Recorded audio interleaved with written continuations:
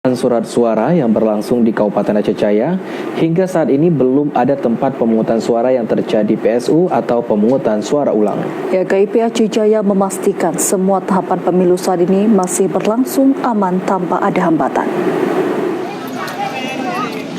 Komisi Independen Pemilihan KIP Aceh Jaya memastikan dalam pemilu 2024 tidak ada pencoblosan atau pemungutan suara ulang atau PSU terhadap pelaksanaan pemilu. Sejauh ini, KIP setempat belum menerima laporan dari pihak panwas pemilu, baik dari kecamatan maupun kabupaten yang harus mengadakan pemilu ulang. Hal tersebut dikarenakan semua tahapan pelaksanaan pemilu 2024 di Aceh Jaya berjalan lancar sesuai dengan ketentuan dan peraturan perundang-undangan yang berlaku terhadap pelaksanaan pemilihan umum. Ketua Komisi Independen Pemilihan Aceh Jaya, Henry Gunawan, mengatakan pelaksanaan pemungutan suara dan penghitungan pemilu 2024 di Kabupaten Aceh Jaya sejauh ini berjalan lancar.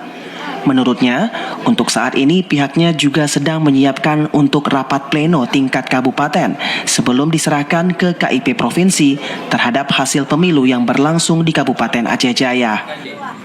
Sampai dengan hari ini kita tidak menerima laporan ataupun rekomendasi PSU dari Panwascam. Artinya kita di Aceh Jaya ini tidak terjadi pelanggaran yang mengakibatkan PSU. Alhamdulillah di Aceh Jaya tidak terjadi, semua sesuai dengan hasil salinan yang ada di TPS. Karena semua saksi juga memegang salinan dan tidak bergeser dari salinan.